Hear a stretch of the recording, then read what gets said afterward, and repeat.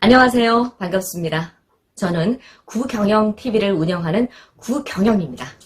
네, 여러분과 함께 삶에 대한 어떤 재미, 그리고 감동, 가치 이런 것들을 함께 나누면서 소통을 하고 싶어요.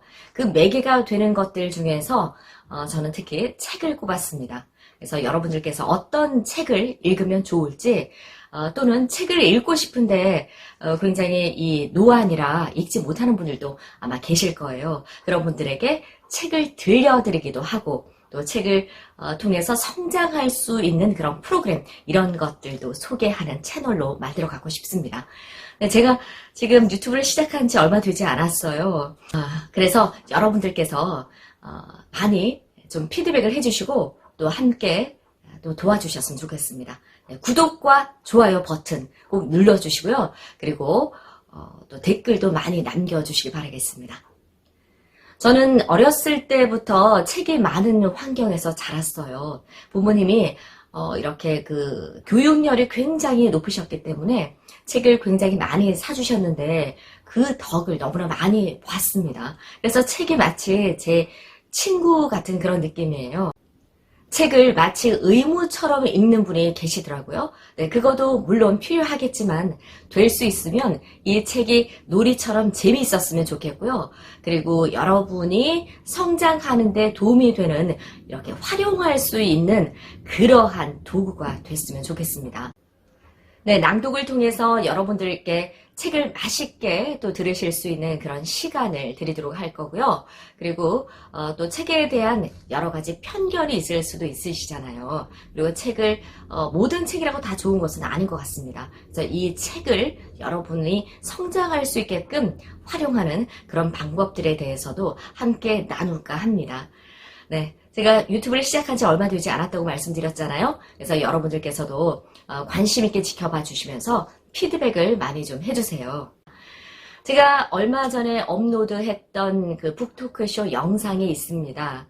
제가 2014년 1월부터 오프라인 북토크쇼를 기획해서 진행을 해오고 있어요.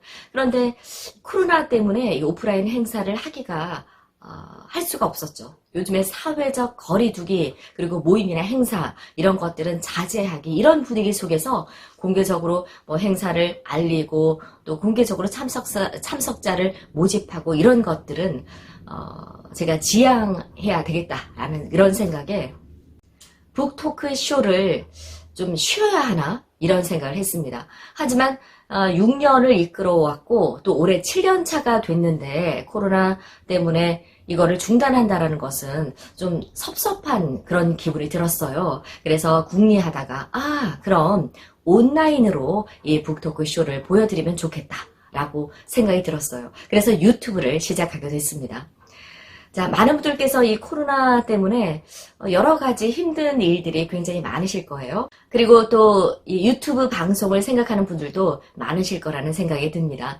어떤 이유에서건 이거를 하시려고 마음을 먹으신 분들께서는 저와 함께 또 성장하셨으면 좋겠습니다. 저는 책을 통해서 굉장히 많은 도움을 받았습니다. 제가 학교에도 강의를 나가고 기관 이런 곳에도 특강을 나가기도 하거든요. 그래서 그런 그 강의 의뢰를 받으면 책에서 정보를 취하고 그리고 저의 경험과 버무려서 그 강의안을 짭니다. 그래서 책은 없어서는 안 될 도구예요. 제가 강의를 위해서 그 모든 것들을 다 직접 경험해야 한다면 아마 특강, 강의 이런 것들을 섣불리 할 수 없을 겁니다. 그런데 그거를 좀 더 원활하게 해주는 것이 아마 이 책이라는 도구가 아닌가라는 생각이 들어요. 책이 하나의 놀이가 됐으면 좋겠어요. 그래서 우리 삶이 놀이처럼 재미있고 또 우리의 삶이 예술처럼 아름다웠으면 좋겠습니다. 저의 슬로건이에요. 삶을 놀이처럼, 놀이를 예술처럼.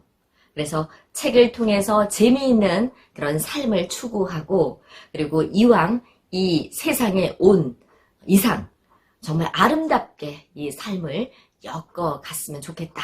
이런 생각을 하면서 또 이 채널을 운영하려고 합니다. 그 매개가 되는 것은 뭐라고요? 네, 책입니다. 책.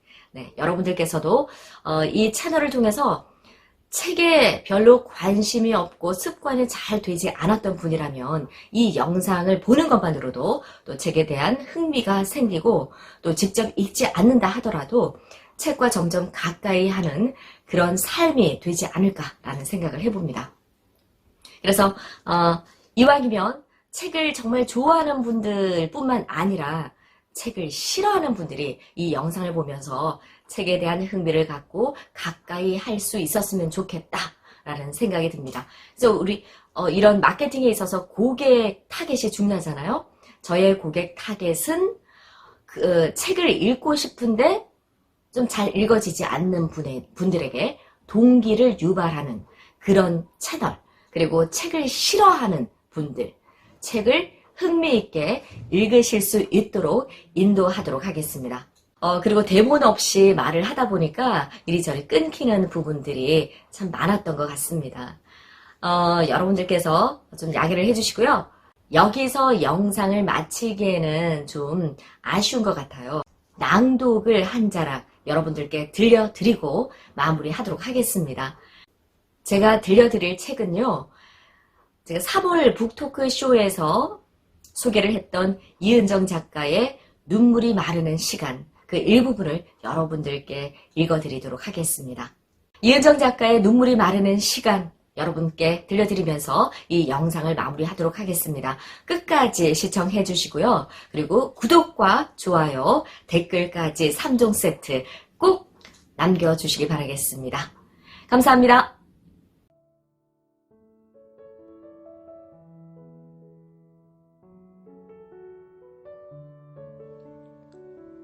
할머니의 숟가락. 이은정. 겨울바람이 잦아들 무렵이었다. 한 신문사 기자가 우리 집에 방문한 일이 있었다. 기자는 현관 입구에서 신발을 벗지 못하고 머뭇거렸다. 들어오라고 하니 집이 너무 깔끔해서 함부로 들어갈 수 없을 것 같다며 조심스럽게 신발을 벗었다. 누추한 거실 바닥에 자리를 내어주자 집이 참 단출하다고 한다. 자주 듣는 말이지만 들을 때마다 찬바람이 가슴 속으로 훅 들어온다.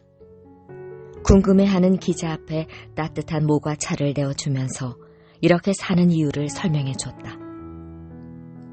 언젠가부터 당장 쓰지 않는 물건은 집에 들이지 않게 되었고, 들여놓았다가도 쓰지 않게 된 물건은 미련 없이 나누거나 버리는 습성이 생겼다.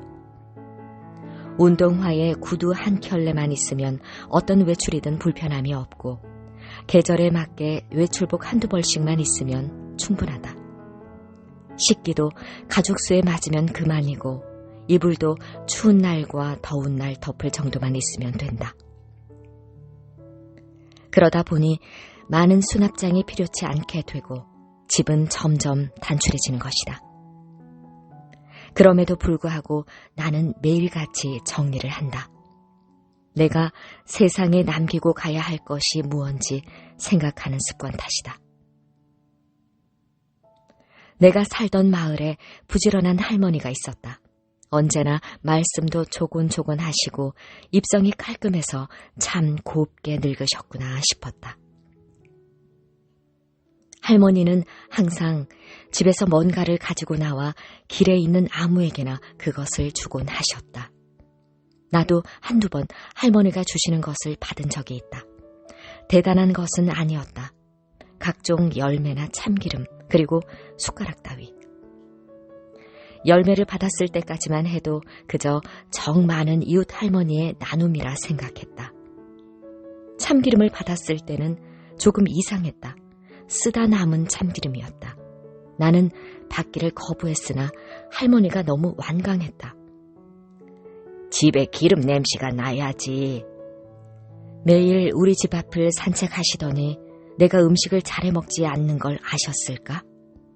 그렇게까지 말씀하시는 할머니의 참기름을 차마 받지 않을 수가 없었다. 마지막으로 받은 숟가락은 정말 별다른 의미가 없어 보였다. 그 즈음 할머니가 치매를 심하게 앓고 있다는 소문을 들었기에 나는 숟가락을 받아들고 한동안 멍했다. 거절해봤자 또 버티실 게 분명했다. 나는 결국 숟가락을 들고 집으로 왔다. 수십 년은 밥을 떴을 낡고 구부러진 은수저였다. 자루 끝에 희미하게 자수문양이 박힌 걸 보니 오래돼도 참 오래된 숟가락이었다. 나는 숟가락을 씻어 싱크대 서랍에 넣어두었다. 그 뒤 할머니의 모습이 보이지 않았다. 그리고 얼마 지나지 않아 할머니가 돌아가셨다는 소식이 들렸다. 시골 마을에서는 남의 집 경조사를 마을 방송으로 널리 알려서 함께 축하하거나 애도한다. 할머니의 함자를 알지는 못했지만 직감으로 그분임을 알 수 있었다. 할머니의 세간이 실려나가던 날 모두가 놀랐다. 이 동네로 시집와 70평생을 살았는데 세간을 실은 1톤 트럭이 넉넉히 남았기 때문이다. 그마저도 두어 시간 집불에 던지면 그만일 물건들이었다. 나는 서랍에 넣어두었던 숟가락을 꺼내 들었다. 치솟는 눈물에 가슴이 시렸다. 할머니가 마지막으로 내게 주고 가신 숟가락. 숟가락을 내게 주신 그날엔 할머니의 정신이 온전했을까? 할머니는 그날부터 곡기를 끊고 먼 길 가실 채비를 했는지도 모른다. 언제부터 어떻게 정리를 하면 가는 길이 저리 가벼울 수 있을까? 할머니의 숟가락을 들고 절에 갔다. 불상 옆에 두고 삼배한 뒤 극락왕생을 빌어드렸다. 숟가락 하나까지 정리하고 가신 할머니의 모습은 내내 기억에서 잊히지 않았다. 그때부터였을까 나는 불필요한 물건들을 집에 두지 않게 됐다. 갈 때가 언제인지는 모르겠다. 아는 자 누가 있겠는가. 다만 모두가 간다는 불변의 법칙을 인지하면서 나는 소유에 대한 집착을 버리게 된 것이다.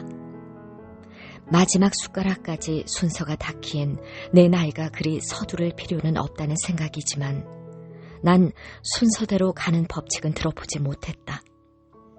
그러니 차라리 사는 내내 정리하자는 마음을 갖게 된 것이 습관이 됐다. 어디선가 들은 말인데 가방이 크면 근심이 많다고 했다.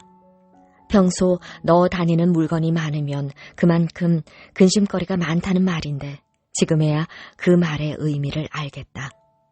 소유한 것이 많으면 잃을까 염려하게 되고 물건 하나하나에 신경을 쓰게 되니 그 가지수가 많을수록 근심이 는다는 말이 아닐까 싶다. 살면서 무언가를 소유하고 있는 시간이 얼마나 된다고 잠깐의 편의와 욕망을 위해 근심거리를 늘리겠는가? 많이 갖고 많이 누리면 당장은 편할지 모르지만 물건도 결국 근심이 된다는 것을 알아간다. 마지막 밥을 뜨는 숟가락 하나까지 내가 정리할 수 있다면 마음이 놓일 것 같다. 남은 누군가가 내 뒷일을 처리하는 것을 나는 원치 않는다. 내가 쓰던 물건은 내가 정리하고 싶은 고집이 좀처럼 사라지지 않는다. 자꾸 하다 보니 그것도 마음 수련에 도움이 됐다.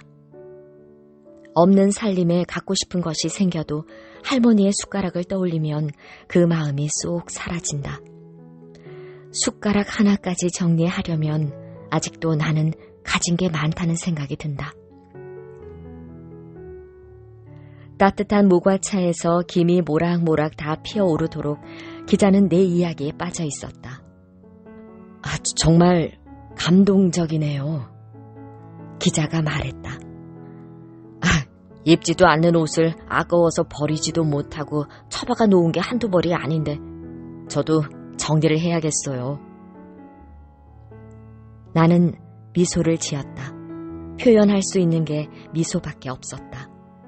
그렇게 하라고 말할 수도 하지 말라고 할 수도 없는 일임을 알기 때문이다. 집안을 다시 휘 돌아보던 기자는 그제야 모과차 한 모금을 삼키며 말했다. 다시 보니 단출한 게 아니라 평안해 보이네요.